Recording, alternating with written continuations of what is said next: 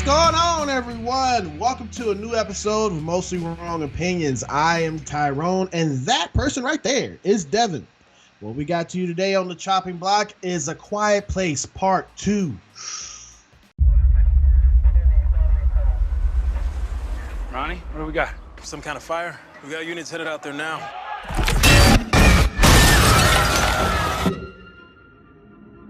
don't know why he came all the way up here. He won't survive. There are people out there. People worth saving. But before we get into our first movie, A Quiet Place Part 2, we have to talk about our new Kobe coin. What our Kobe coin is, if you're new to the channel, is basically we pick two movies. Usually it is one good movie and it's one bad movie, and we let fate decide with the Kobe coin here which one we're going to be viewing.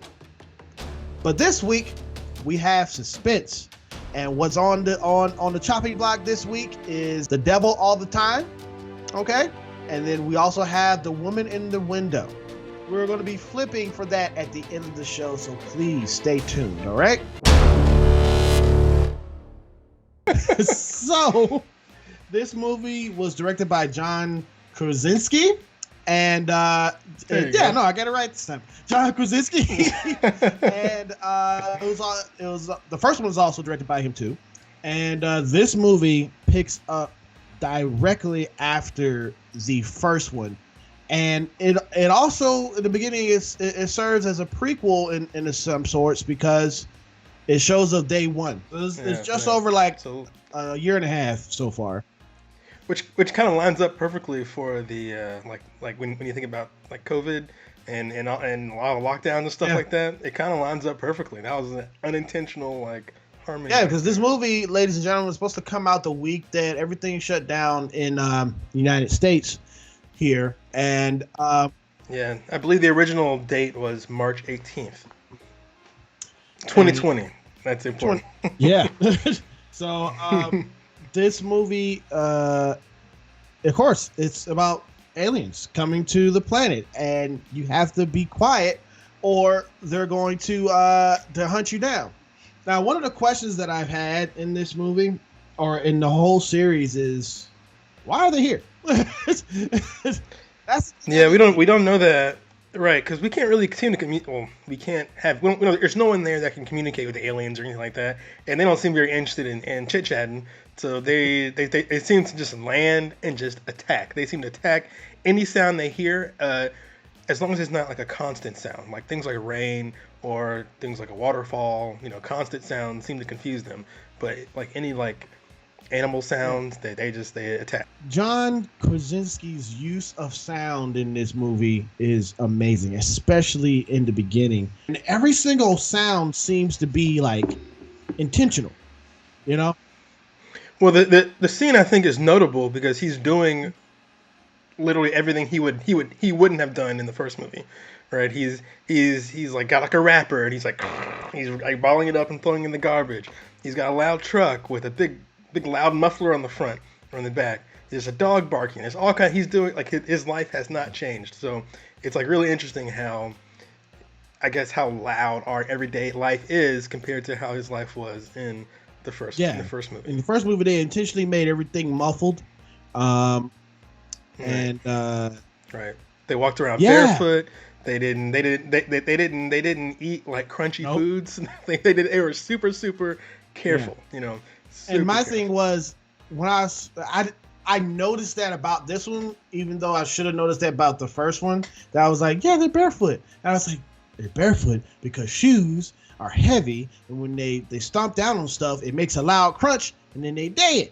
But see, I was thinking about that too, though. I'm like, they don't have to go barefoot. They could wear like moccasins or something. You know what I mean? Like, because there's scenes later on where they meet another character he's wearing like combat boots, and he's not having any problems. So I'm like, okay, so they could wear like moccasins. They don't necessarily have to be barefoot, but I get being barefoot is a lot more dramatic. The thing about this film that I've seen that I do like what John does is his camera movements. His camera movements is very constant. Like in that opening scene, you see the camera move with him along like on a dolly in every direction that he goes. And then it cuts to another scene where there's a baseball game happening, and that's kind of the other scene that has multi cameras, and you see everyone's point of view, what they doing. You hear all the sound of this kid's baseball game and stuff.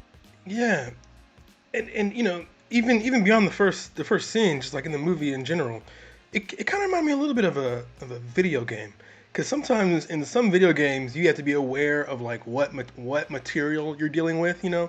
So sometimes the camera will linger or like on something, or maybe like something metallic will flash so that you know it's metal.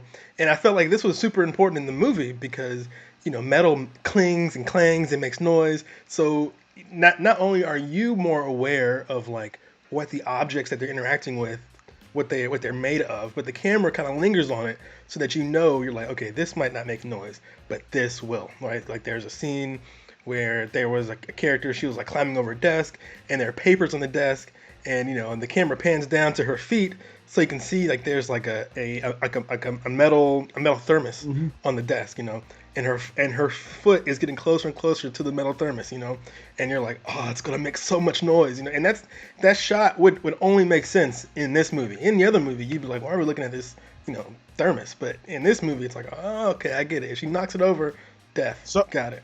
And it's really so really far. John is very intentional with those shots. It all just makes sense. It all just has a pattern that way. Let's talk about the experience of seeing this movie. Okay, so my experience of seeing this movie, this is the first major movie that I've seen within the COVID times, actually going to the theater and seeing. You know, I had my protection with my mask on. I had my popcorn. My friend that came with me, she had her mask on and everything. And the capacity of the theater, I say, was probably at 75, percent. And it had great acoustics and sound in this theater.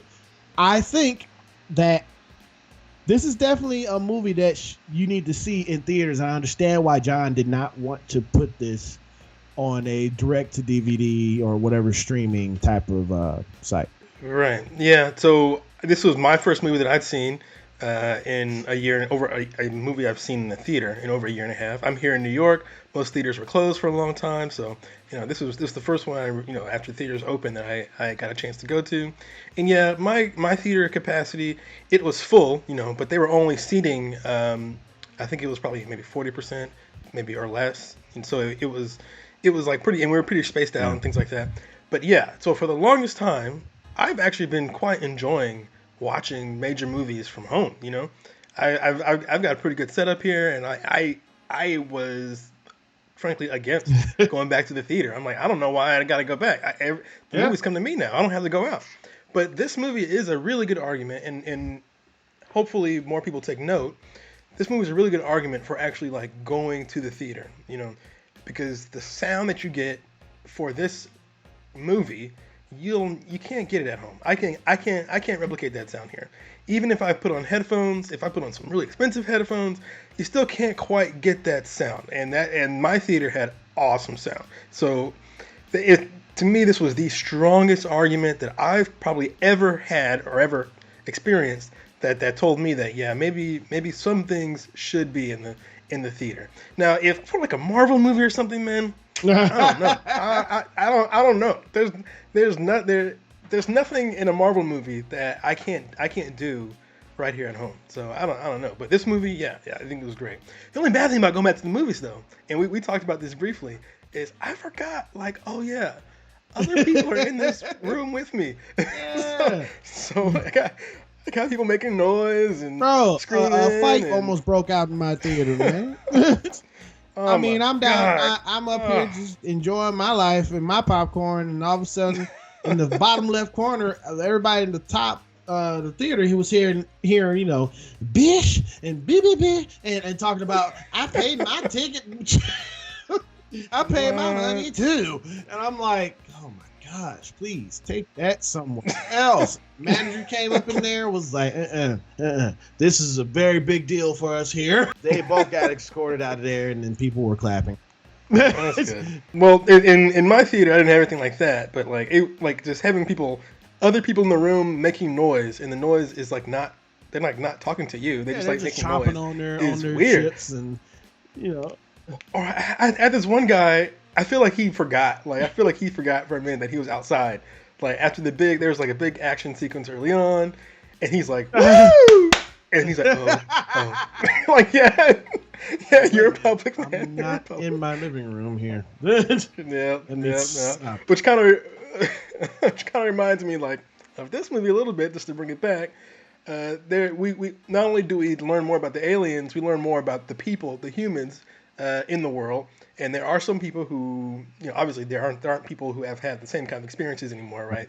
They've all kind of walled themselves off, and some people have turned themselves into absolute monsters, and some people haven't. And so that was pretty interesting to see like a different faction of people in this film. Yeah. So from what I understand, listening to interviews from John Krasinski, he said that the theme for this movie is family. And I watched that interview after I watched the movie. And so when I think about that theme of family, I can see it in the film, especially when it comes to the new factions of people that we see, right? So because they're all families, right? We see one group that live at the boat, that like in the boat place, and they're like very different. But they were clearly a family because they had a little girl and they had like an old man, and they're clearly some kind of weird, strange, messed up family. But in their way of survival was very different from John Krasinski's family. And then of course we had the Kumbaya people who were like hippies living on an island, and they it was had interesting. knitted sweaters. Yeah, they did knitted Things sweaters. from. And by the way, if I'm in that same situation of, there's a little girl on the boat thing, I'm not getting near it, especially in these times. Nope, I wouldn't care either. I'm like, you know what? We don't need to go down there. That's what we need over here. Yeah, that trap wouldn't have worked on me. I'm like, I would see a little girl, I'm like, that ain't none of my business. I don't know what she doing out here, but ain't none of my business. I'm going this way. But the theme of family, it is interesting to see these different families and how different families chose to survive. But then you can also, when you really think about it, but his family theme, I think you start to inch towards some of the one like not major, but like kind of a minor flaw of the film, and it's that John Krasinski obviously has a family, and he clearly based the main family on his own family because he casts his wife as his wife in the family, Emily Blunt. But the film, just like in A Quiet Place 1, A Quiet Place 2 focuses a lot on the father, right? And since, this was a little bit of a spoiler, I guess, for Quiet Place 1, but whatever, his character dies at the end of Quiet Place 1, so there's a big gap in the family for, like, a father figure. And another character comes in, played by Cillian Murphy, who I guess he's, like, kind of fills that gap. I don't know. I feel like I didn't need another character to fill the father figure gap. So, because I thought Emily Blunt, she's awesome, and we've seen her do a lot of kick-ass stuff in movies. So I would have liked to see her elevated up more instead of the male father figure be replaced by another father figure. Yeah. That's not to say I didn't like Cillian Murphy's performance. Actually, Cillian Murphy killed it. I thought he like knocked it out of the park, man. I thought his performance was awesome. But I just would have liked Emily Blunt, to see more of Emily Blunt. I don't know why we needed another father figure. That didn't seem to make any sense to me. And the little girl. His girl. Oh yeah, Millicent. Yeah, Millicent. Yeah, Simmons. Millicent Simmons. She's actually deaf in real life. Yeah, she did awesome, an amazing job, and she and another thing about this film is like they actually showed like I don't know if I should say the right word. It's like courage of the children, or a more important role of these kids in there. Right, I agree. They're a little more active in this movie, where they were a little older, although they weren't really supposed to be older. But it's kids. What can you do? They age. Exactly, because I was like, Well, especially the opening scene, like where it's like a prequel thing, and I'm like, all these kids are way too old for this. I'm like, oh, okay, we're supposed to ignore that. Right. We're supposed to ignore the ages right now. well, Which is actually kind of sweet in a way, because he, instead of recasting age appropriate people, he kept his core cast the whole time, even if the ages don't match.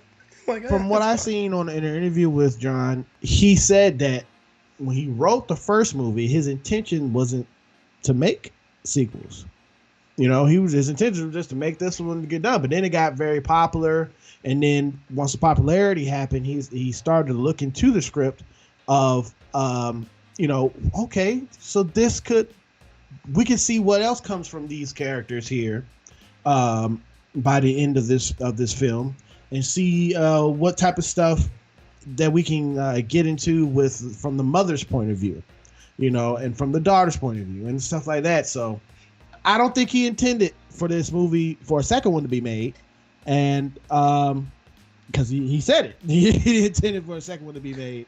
Well, it's interesting. You talk about from the mother and the daughter's point of view. Definitely the daughter, like the actress Millicent Simmons. Like we get her point of view a lot, and she's awesome. But Emily Blunt didn't have a lot to do, because the film liked to divide the family up, so everybody's doing something different, So they didn't share a lot of screen time. Millicent Simmons and Emily Blunt, they didn't share a lot of screen time, and Emily Blunt didn't. She didn't do as much as I would have liked to see. I liked Cillian Murphy's character a lot. I liked his character a lot, and I actually liked when Cillian Murphy and Millicent Simmons were together. I thought these were the best points of the film.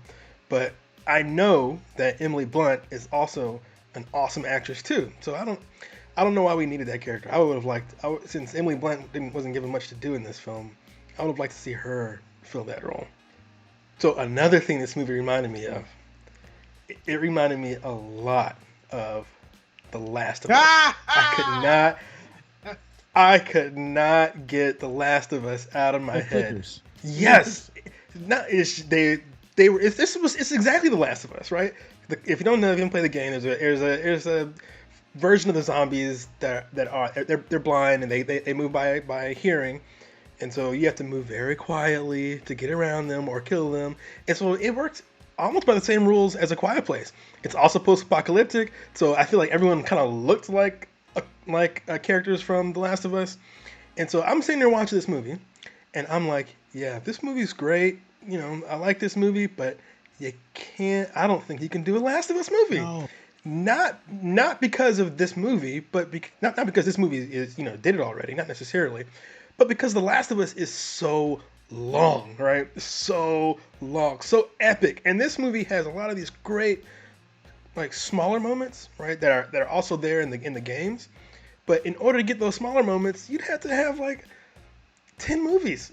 Yeah, and plus when it comes to for me, when it comes to video game movies, is just none is successful in my mind, with the exception of the first Mortal Kombat movie and maybe Tomb Raider, but not to bring things to like our last week's Tropic Thunder talk. I think it's because people are not respecting the video game, right? Just like we talked about how Ben Stiller did not respect the Simple Jack character. I think most people are not respecting the video game character, so they're just kind of like pooping all over it, and they're like, "Oh, it's a video game. Who cares?" Yeah. And then they all come out looking like Mortal Kombat. I think you can do it, but you got to bring something new. You gotta do something with it, with the topic. You gotta do something with. But when it comes you gotta to do something with the topic, but also the source material. But in this movie, it's like he stumbled upon the source material in a way. Yeah. Yeah. No, I agree. And this movie kind of. Because it's essentially the same plot of The Last of Us, where is a boy. It's a little girl and a grown man, and they've got to move from point A to point B. That's pretty much the whole plot of the first The Last of Us. A good portion of this movie takes place with those two characters, Cillian Murphy and Millicent Simmons, because majority of the time, I mean, there was like this one intense moment in this movie where Emily Blunt's character and the boy, the son character, they're kind of going back and forth between what he's doing, what she's doing, and also back to Cillian Murphy's character, what's going on. But it wasn't, I guess, as engaging as Cillian Murphy's stuff. Right.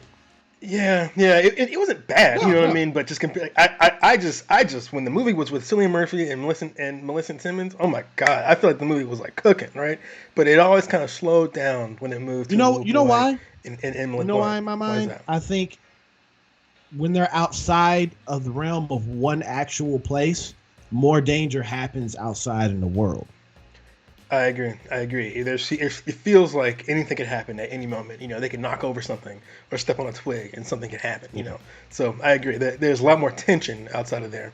But, you know, Emily Blunt and the little boy, they were given things to do, you know, but it just wasn't as engaging to me. And I also liked how he had the things that Emily Blunt and the little boy were doing. I like how they mirrored what Millicent Simmons and Cillian Murphy were doing. Like when one character was being threatened by fire, you cut back to the other people, and they were also being threatened by fire. There's another segment where Cillian Murphy's character, he was underwater, he thought he was going to drown, and then you cut back to the little boy, and he was having a hard time. You know, I don't want to get into spoilers here, but he was having a hard time breathing. So I'm like, okay, it mirrored. We about to get into spoilers right about now. If you guys, you know, if you don't want to hear spoilers, click away from this part and go watch the movie. And then come back to this and watch our discussion, the rest of the discussion. So, talk about a character that's not in it long. Jemin Hazu was in there quickly and gone out. Because I was like, dang, I kind of feel like when actors come in and do films like this, it's like, it's for a check. You know, come in real quick, boom, got my check, I'm out. And from what I understand, though, he was a last minute hire because they had a different actor. They had who's the actor who played Paperboy? Oh, they had Brian Tyree Henry. Yeah, but he had a scheduling issue, probably with the Eternals, if I had to guess. But he had a scheduling issue, and so he got cut just before production. So they managed to get Jaimin Hansu. I can never pronounce his name. But yeah. But the character, he's gone. He's quick, there. Disposable. He's there. He has one mission, right? Well, he has two things. He has two things he's got to do. He's got to drive Millicent Evans to the radio place, and he's got to give them the keys. He's like, oh, okay, let's drive. Okay, here's the keys. Boom, he's dead. I gotta stay here. Boom. I gotta get back to my family. And then I started making a joke because when they went to the radio place and they went underneath the garage to get inside the radio door. He gives them the keys. He's like, I get back to my family. And then all of a sudden, the alien comes and grabs him. And I be like, the alien was like, oh, I got you. I take it back. Come on, let's get it real quick. Come on. And he was like, exactly. Oh. Yeah. And like what I said earlier about, I think John was purposely trying to give the kids more stuff to do. You know, they focused a lot on the brother and the sister and their dynamic in the beginning of this. Beyonce was playing, and she knew that is a signal because of on the map. It was basically a signal being sent out from there for salvation. But her thing was, I can use that to save people.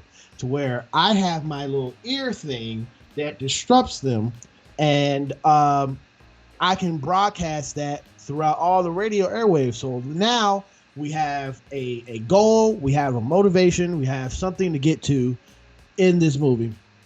And then we still have, the monsters just trying to stop them. But her motivation is to do that. And the boy, man, it was so sad, man, when his leg got messed up, boy.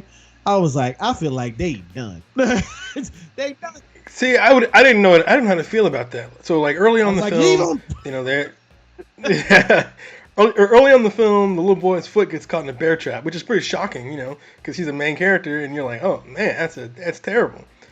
But the film kept trying to, I don't know, this was, I thought, a big flaw. It kept kind of backing away for like how bad that bear trap injury was, right? Because they're like, oh, is he messed up? I'm like, at first I was like, that foot, no. But then his foot was still there, and I'm like, okay. And then they kept backing up. They're like, oh, don't worry, it didn't get to the bone. And they're like, oh, okay, don't worry, I got some vodka, and don't worry, I went to the store and got you some stuff. So I'm like, okay, so this isn't bad, right? So I feel like it was such a shocking. It seemed like a gruesome injury, but then they're like, don't worry, it's not so bad, because they knew if they made it too bad, it would be inconvenient to the story. So I was not really. It wouldn't be inconvenient to the story because he didn't do nothing. he was stationary in one place throughout the whole. But see, the film, and I think this might have been the issue, is the film had to have him do something. He wasn't completely stationary, right? So he had to climb up and down a ladder at one point, and he had to go up and down some stairs. So if he lost his leg, he can't have a little boy climbing up and down a ladder, going up and down stairs. So I'm like, okay, it's gotta be bad enough so that he's stationary, but not so bad that he can't move the leg. And I'm like, okay. I feel like the movie was kind of waffling. Like it was conveniently bad, but not. It was not so bad to be inconveniencing the story. So I'm like, all right. It just kind of explained like why he's in one spot. I don't think you need that. I think he could have just. I mean, I understand why they did it because it's a lot more dramatic. But the baby couldn't move, so just have him babysit the baby. Was and I know the baby was like a thing to where in the first movie and in this movie, I think more so in the first movie to where she was pregnant and she had to, get the kid out. Yeah, I actually really like that. Yeah, that was really good. Just having a baby in a zombie, alien, any type of freaking apocalypse is bad. Y'all need to go to the doc. The first thing y'all need to do if there's a pandemic happening and it's like that, you need to go to the pharmacy, get you some Plan B pills, and get you some some type of birth control if y'all gonna be having sexual relations. You cannot bring more people into this world that's already a disaster because of zombies and aliens. Because there's sound, and the baby's gonna make some sound, and your ass is dead. You learn that from The Walking Dead and this. I kind of like that though. It was like the baby was always kind of a bomb. You know what I mean? It was like, oh, the baby's like. I know. So I kind of like that for dramatic purposes. It kind of worked, but again, they had like the baby was in like a little box that was in the first movie. So and the box apparently was soundproof enough to keep a baby. You can't hear a baby crying. Like, dang, he did it. He did it all. That was great. To make that box that suffocate soundproof. that little thing in there. Yeah, well they did. That's why he had to have the oxygen.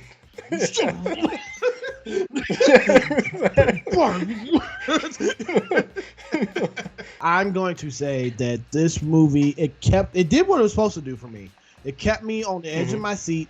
It kept me in a lot of intense points. I kind of feel like it kept a loose end to make a Quiet Place Part 3. Yeah, it did, and I think that's so. Oh, tell me why. That's the question I ask you. Why do you think that's annoying? Because you said that when he made the first A Quiet Place, he wanted to make one movie and that was it, right? I'm not even sure if I believe that or That's not. what he said. Okay. I know. I'll take him at his word. That's what he said. I'm not the man's head. That's what he said. But like sometimes you can tell, and Marvel is super guilty of this, of like taking their eye off the ball. Like planning things out for a movie that doesn't exist yet. And I'm like, I don't care about this road work for a movie that doesn't exist yet. I don't care. I want to watch this movie, please. Just let's get through this one. So right, they did. But it's very subtle, though. It's very subtle from the last actual shot. It was kind of like to me, it was kind of like in Inception when this pin was spinning, and you don't know if the pin stopped or not. When the camera zoom in on her earpiece on the microphone in the radio station, it was like, and you could hear it kind of like stop. It felt like it stopped a little bit. You know what I'm saying? Before the camera cut and it went straight. Because without that being there, without her tool, everyone's dead. But see, I feel like if that, because at the end she like broadcast the sound out to everyone. I feel like if someone smart hears it, they can just figure out what frequency that is, and then just like they can make a million of them. Which is what they'll probably do in A Quiet Place Part 3. Because if that thing just goes dead, it's possible. But if they are gonna make A Quiet Place Part 3, boy, they better make it quick before them kids become, college students. I know, especially if they're gonna be like this one where there's like no time jump at all. Like it just starts right up because these kids age about 5 years in about 10 minutes. It seems so. But I'm gonna give my rating on A Quiet Place Part 2. I'm saying that this movie, because of the tense parts and the way the story is done and the excellent camera work that goes with the story that John made, it's an 8 out of 10 for me. 8 out of 10? Okay. Yeah, I'll give my rating. I'm gonna give it an 8.5. Probably give it a little higher than you. I really liked it too. So the first one, I had a little problem with the first one. The first one, it made the deaf character's deafness like a superpower. And I didn't really like that. I'm like, I hate it when they do that kind of stuff. It's like, oh, your blackness is a superpower or something. Like, I don't like that kind of stuff. But in this one, I feel like John Krasinski cleaned it up a bit, right? He was like, no. It's not her deafness. It's the earpiece. Okay? He made it all about the earpiece. So I feel like he cleaned that up pretty good, and it doesn't contradict anything that happened in the first movie. So I'm like, okay, cool. Clean up that little mess that you had there. Great. So I did like this movie quite a bit. I gave it 8.5. I thought, and I'm also surprised that the movie was at least equally as good as A Quiet Place Part 1, because I was like, oh man, can he do that again? Because I was really shocked that John Krasinski could direct like that, and he did it again. So not a fluke. So I think I'm really interested to see what John Krasinski does moving forward. I hope he does more than just A Quiet Place movies. I was just about to say that. I hope he can write other things and direct other things. Yeah, man. Again, not that I don't want to see any more Quiet Place things, but he seems to have a lot of talent here. Like it seems to be a lot that he can do. So I really want to see it. Also, I want to say really, really quick. I don't even know if this is even gonna make it to the video, but I was watching the opening of Quiet Place 1, and I was like, yes, I knew it. I'm right. My fan casting for Superman has always been John Krasinski. Because he looks like a nice guy. He looks like someone that's approachable, someone who can smile easy, but he can also kick your ass if he has to, right? And so I'm like, yes. And I was watching it. I was like, yeah, he could do it. So I just had that thought in the movie. He's always been my fan cast. Okay, all right. In a world in the acting world, they're always gonna get a British actor to play. Exactly. That is our review for A Quiet Place Part 2. Please go check it out in the theater. If you have a chance, go check it out. All right.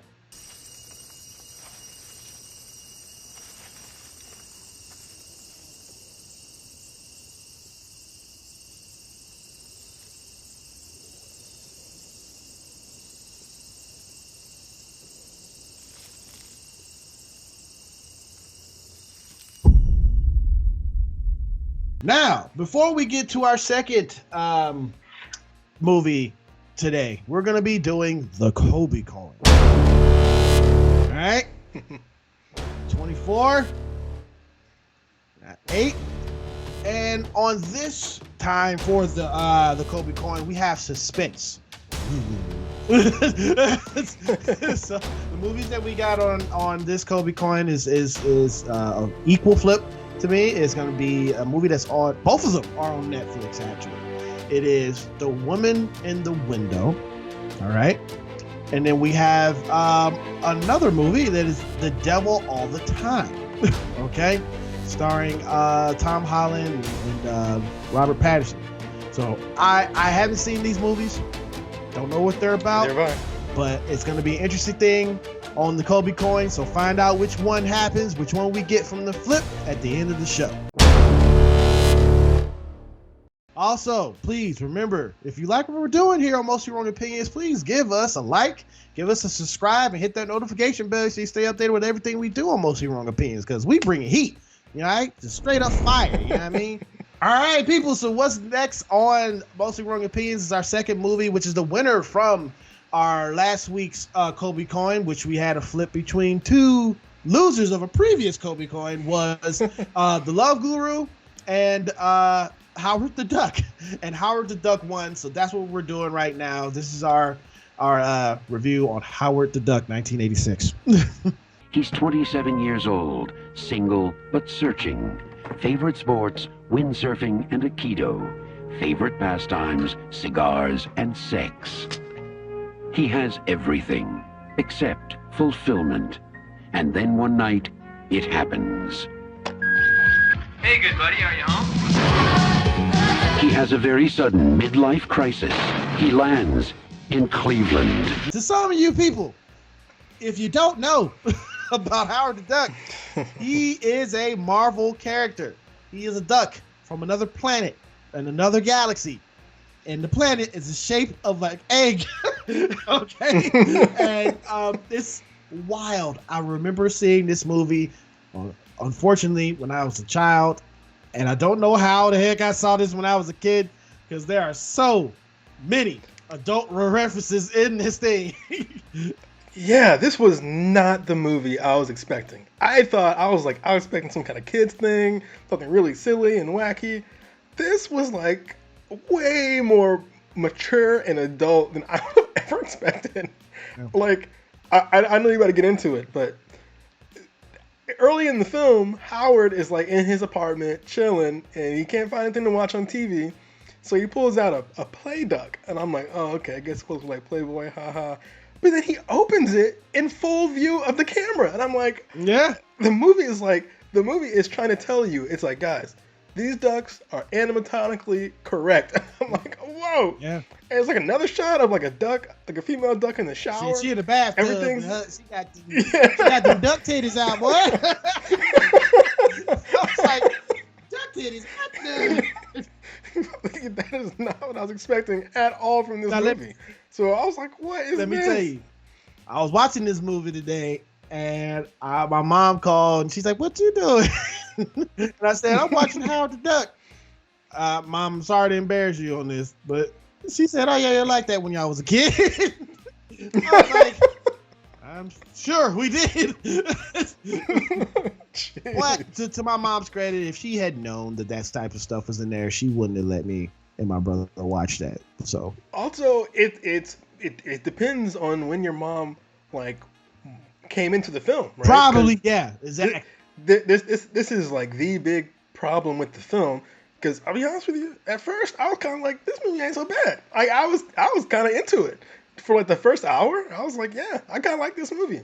But there's a humongous tonal shift about halfway through the film, and it turns into something a lot more kid friendly, a lot more which is what she was probably referring to. Exactly. So there's like a monster tonal shift. It's so big. I feel like the movie pretty much ended. It had like a beginning, middle, end. It like ended about an hour into the film, and then halfway through the film, another alien comes down, and then the whole movie shifts. Suddenly there are these like long, boring chase sequences. It turned into Teenage Mutant Ninja Turtles to me. Yeah, it was very similar to Teenage Mutant Ninja Turtles. At the Secret of the Ooze Ninja Turtles. Yeah, it wasn't like the good one. Exactly, it wasn't first. One good. No. It was ninja, but, rap, ninja, rap type of stuff. Rap. Yeah, you know what it reminded me a lot of? I was also surprised, and maybe this is just the era that it came out in. It reminded me a lot of Purple Rain. Oh, really? Because there's a character. Yeah, there's the music in there, and she's like playing music, and the movie spends a long time just listening to her music. Like it's been like a long, just like you can just hear the song, and I'm like, this song sucks. Yeah. And even at one point in the film, she's like, this song is boring. I'm like, it is sad. Boring. Why don't we spend? Yeah. I can feel you all around me. This is way too depressing. Okay, give me a beat. 1, 2, 3, 4. But the film spends like 3 minutes just listening to the song, and I'm like, okay, if you knew the song was boring, why didn't we just like cut to the more exciting song? But anyway, yeah, this movie has some big problems, and most of the problems are in the second half. But the first half, I was pleasantly surprised. I was like, I was like, do I like? Yeah, Howard you the did. Duck? You did say that when we did the Kobe coin toss and we won. It was like, maybe it will be good. We don't know. We'll find something in it. And you're right. It had a very structured thing of he is an outsider from another world. He comes in, and which kind of reminded me of what I wanted to say from what our first part of this Mostly Wrong Opinions episode was. It's like aliens coming to the world. What is the purpose? And Howard was trying to find why am I here? And that's a good question, because earlier in the film, like, he was just looking at Play Duck, and then he gets sucked off the couch and goes to do I need to rephrase that? Keep that. He gets picked up off the couch. Yes, transported off the couch, and goes and Go ahead. he gets transported off the couch and goes to Earth. And I'm like, is the movie going to explain like what just happened, what's going on? And I'm like, I hope they explain doesn't that. come in until like halfway hour. No, that's true. But the mystery is the point of the film, right? It's like, oh, what did happen? So I'm like, oh, okay, that makes a lot of sense. I'm following your logic here, because what is happening? And I'm like, can they see that he's a duck? And everyone reacted appropriately. They're all like, what the heck is a duck? Yeah, same to ya. Urban jungle. Jeez. What is that? That's a duck. That's a duck. But see, they only reacted that way in the first half. In the second half, people don't really have such a strong reaction to hell. When the whole Loopy's diner scene, good word, is like Looney Tunes. Loopy is a great word, because the movie is absurd, right? Just the idea of a humanoid talking duck, walking around amongst us is absolutely absurd. And the movie kind of plays with the absurd nature of it, right? We see his planet, and it's really weird, and everything's duck themed, and you're like, what the heck? But the absurdity of it is kind of the joke. But then later on, I feel like they just kind of like drop the joke off, and it's like, yeah, okay, Howard's Howard. He looks like a duck. No one has a reaction anymore. So there's a humongous, huge shift in tone. It almost to the point where it feels like it was directed and written by someone else. We'll get into that. Yeah. Well, but just remember, people, this was a Marvel comic. Okay, so I kind of feel, I'll be honest with you, bro, I think Howard's going to make a return. I think there will be a movie called Howard the Duck again, but I don't think they'll make this movie. Oh, no. This movie, I don't think this movie's not going to be made. This movie, just the character of Howard Duck will probably come back within the MCU, because this whole thing about the multiverse, come on. They even talk about Alpha Centauri, and Alpha Centauri is a real galaxy next to us. Yep. And not only that, this movie's rules can fit into the current Marvel universe. Like, it can fit right in. So there was an old script from like the mid 2010s or something, where someone wanted to have Howard the Duck come back, and they wanted to say that this character Mojo, do you know the character Mojo from X-Men? No. He's essentially a intergalactic film producer. So he makes these movies. He makes movies, right? And he like stars actual X-Men and stuff like that. It's super weird and absurd. And so they want to say that Mojo made the actual Howard the Duck movie. And I was like, oh, that's the one that we actually see. Yeah, that's cool. That's kind of a clever way to get him in there. But I don't know if that's going to happen. Obviously, that's a Fox property, but now it's a Disney property, so that's possible. It's possible, but yeah, I don't know. But yes, I do agree that something called Howard the Duck will show up again. But it'll probably be more like Ted. Remember the movie Ted? It'll probably be something like that. Because go ahead. No, I was gonna say because Howard is an asshole, which is something I was not expecting. Yeah. I thought Howard would be kind of a funny, cute thing, but he's kind of a douche. But you gotta understand, like, bro, you're an outsider in a new world, and people are touching you and whooping your ass as soon as you come out of the sky. Yeah, that would make me an asshole too. I kind of liked that, especially about the first half. I kind of liked that Howard was like not a cuddly, fun character. I thought he was straight up unlikable. Like I was like, wow, I kind of like this. Oh man, this movie came out in 1986, one of the best years in the world. You know what I'm saying? My year, 86, baby. Oh, okay, yeah. I wasn't. No, born you yet, weren't. so. but so this movie came a year after the release of one of the biggest sci-fi movies of all time, Back to the Future, which starred Lee Thompson. And Lee Thompson is in this movie, and I'm just saying, I was like, man, she look kind of good, you know what I'm saying? Howard would agree with you, because the first half of this film is the horniest movie I've seen in a long time. Howard was like super horny. She was horny for Howard. I'm like, what? And the movie's like telling you, it's like, look, the movie's just like, it's like, look, it pretty much just like has a character like turn and look in the camera, and it's like a human and a duck, they can have sex. Let me explain why. Howard's got a condom, so he's got all the pieces you need. I'm like, oh, condom, and it was like used or whatever. Yeah, it was like open, like, oh, it was disgusting. And you know who else was in this movie? Oh, Robinson P was in this movie. Yeah. I was kind of surprised at the cast. There's a lot of like big, especially back then, a lot of big names. Let's see, you got Lee Thompson, like you said, from Back to the Future.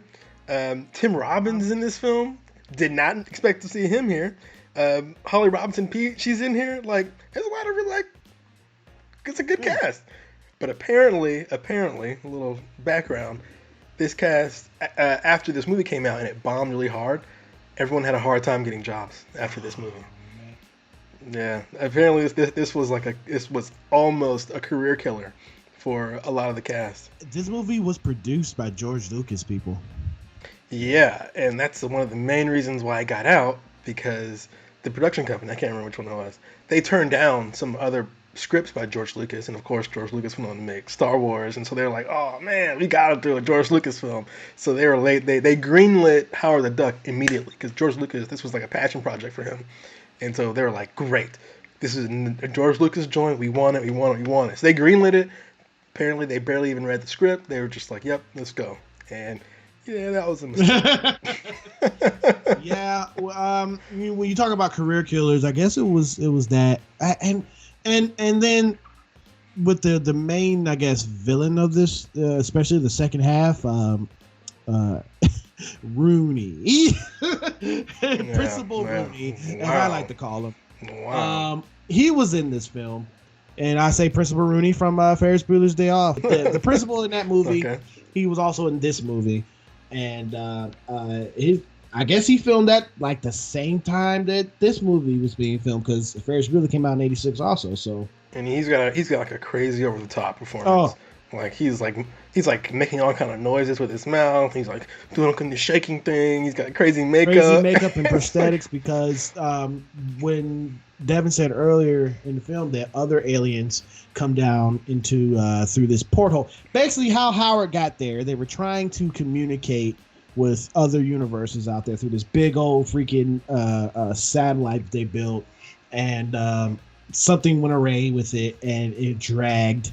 Howard literally dragged him from his planet, and I was like, dang, how did he just single this guy out, and what about everyone else? And just like with the second time with the demon from a demon planet, where they got the monster out, how did he just single him out but not the rest of the demons? I don't know. It's like very pinpoint of a direction in which this signal was going. But right, they didn't want you to think about that too hard. Apparently, it's like, all right, fine. Yeah, they just want you to roll with it. Yeah, I can say for 1986, the costumes, the music, the all that, well, I guess was on point for the 80s, man. You know, I wouldn't really know, because I was born at that time. Right. I kind of liked it. Like I think I like practical effects. I think they look. To me, they always look really good to me. I don't know why. And I know a lot of people like rag on the Howard costume because they say, oh, his face, it's not expressive. I'm like, have they seen like modern day CGI stuff? They look dead-eyed. Like, I thought Howard looked pretty good. And I thought his face was pretty good. He was pretty expressive, man. I don't know. Like when he he was scared, you can see he was scared. you know. And when he was horny, his hair went up. The makeup on Jeffrey Jones, it started off as like just regular sweat paint and him being sweaty and stuff, and it over time it gradually built to where, you know, his hands are disgusting, his teeth are disgusting, his eyes are bulging out more, his skin comes out to the side to make it look like there's literally something that's in him, and by the end of that, trying to burst out, and then by the end of it, he looks like a mad doctor, and he has his hair went gray and back, and he has. But what's funny is his hair going gray and like poofs out, you know. But he's got a mustache, so the mustache also poofs out. Which I thought was really funny. Yeah, and he has spikes on his back, so it was just good, man. I think everyone, to me, they did their roles good. It's just, I guess, the crowd back in 1986, they just wasn't buying it because they were like, okay, is this guy, this duck is supposed to be like a superhero or something? Because he doesn't have any powers, people. He's from Marvel Comics and he doesn't have powers. He has courage. He kind of has a power. He knows duck food. Duck food. Yeah, so he does duck food, and he uses duck food a lot in this film, like 5 times. He beats up people, so, you know. And yes, you're right. He does have a lot of courage. He's you know what I gotta say. I have to say it because it's funny to me. In the diner, when the people are ganging up on him, and he gets on the counter, he runs across, right? Oh yeah. There's a word that comes out. I'm sorry,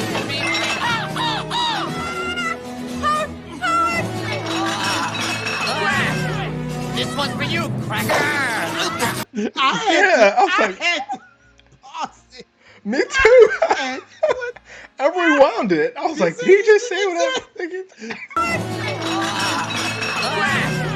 This one's for you, cracker. But people, it's spelled with a Q, not a C. Oh, is that what? Yeah, is that because what I did the caption. I'm sorry,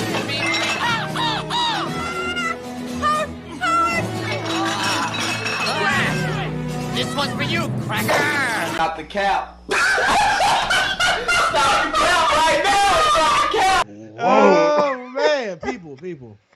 I'm gonna tell you. At first, I was kind of like when the Kobe coin and we got it. I was like, oh man. I kind of feel like I probably had a better time with this than I would with the Love Guru, to be honest with you. Yeah, I'm with you, man. I was like, especially that first half, I was like, dude, I like Howard the Duck.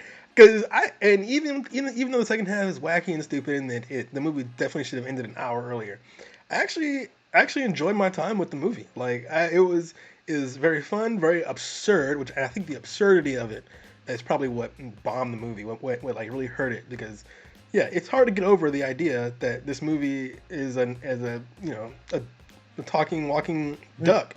My rating for this film, for the time that it was in, and the split of self-awareness and wackiness and stuff that is, I'm gonna give it a 7 out of 10.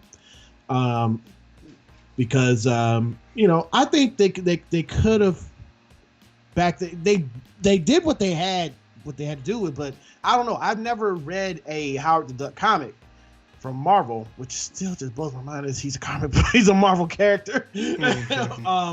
But I think they did what they had. So 7 out of 10 for me. 7 out of 10. Okay. If this movie stopped an hour in, I think I'd give this movie an 8, but I can't because there's another hour where there's like long chases and all kinds of ridiculous things that I was not interested in. So you give it a 7. I think that second half was just atrocious. So I think I'm gonna give it a 6. I didn't care for that second half at all. But I like the idea. I think there's a lot. I think you can do a lot with Howard the Duck. I think Howard the Duck could work. I wouldn't go with like the duck nudity and all that stuff. I wouldn't do all that. But you can make him like the common hero, the common man hero in these days of superheroes in the Marvel universe. And I think people would actually like to see him. And I think you could do a lot, especially if you really want to lean in.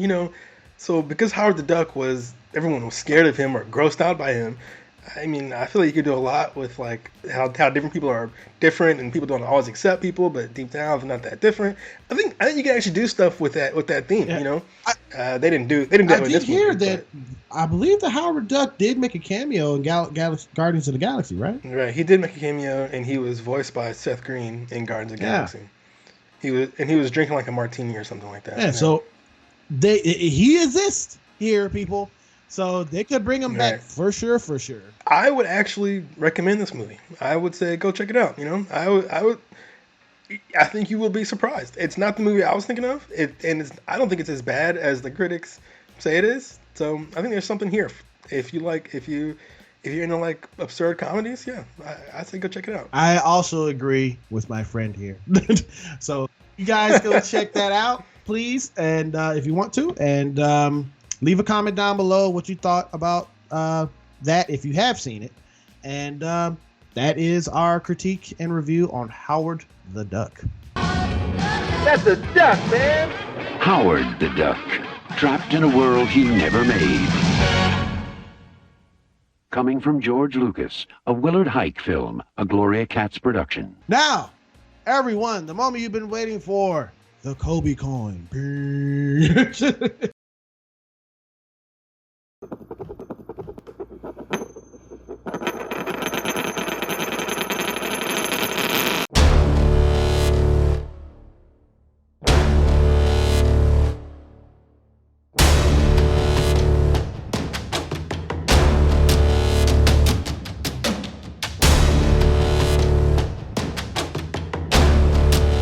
Kobe coin, as a reminder, this week is about suspense. 2 movies that are on Netflix: The Woman in the Window and The Devil All the Time. And the Devil All the Time is going to be 24. All right. And The Woman in the Window is going to be number 8. All right. So let's get ready for the toss right now.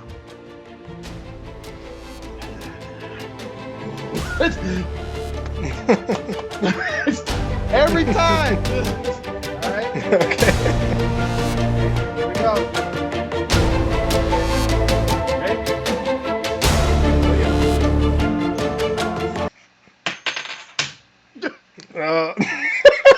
It's a fail. Redo.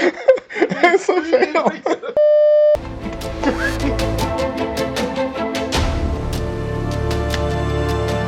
The movie that we'll be watching next week is The Devil All the Time. The Devil All the Time. Okay. So we are definitely going to have a lot to talk about with that movie. I am pretty sure. Cool. Yeah, I've heard a lot about it. I've heard it's like super dark and gritty. So I'm interested. Yeah. Me too, man. And we can hear the southern accent of Robert Pattinson and Tom Holland. Right. 2 very well-known Southerners. Yeah. You know, everyone knows they're from the South, man. So. South of London shit. Yeah, exactly. That, ladies and gentlemen, is our episode for today on Mostly Wrong Opinions. Please leave your comments down below. You know what you thought of this episode. Again, my name is Tyrone, and you can find me on my band's Instagram at yerp_ATL. Okay, and I am a gamer. I know I haven't been on games, but I just haven't had the inspiration to start doing my Twitch and stuff.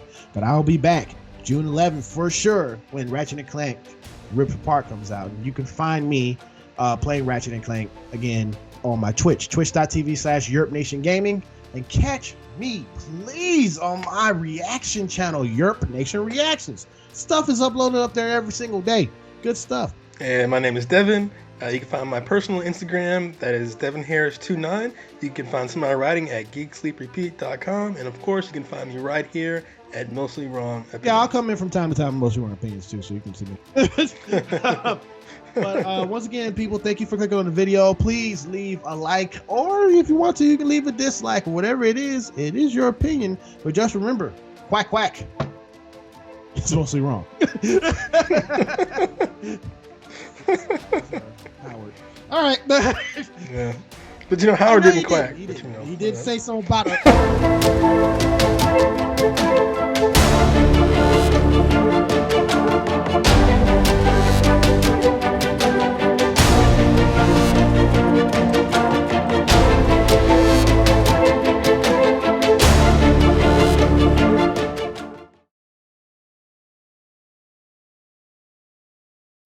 And I'm like, is this supposed to be a kid's movie? I mean, they had titties and all that shit in there too. Yeah, exactly. I enjoyed Howard the Duck. I don't know.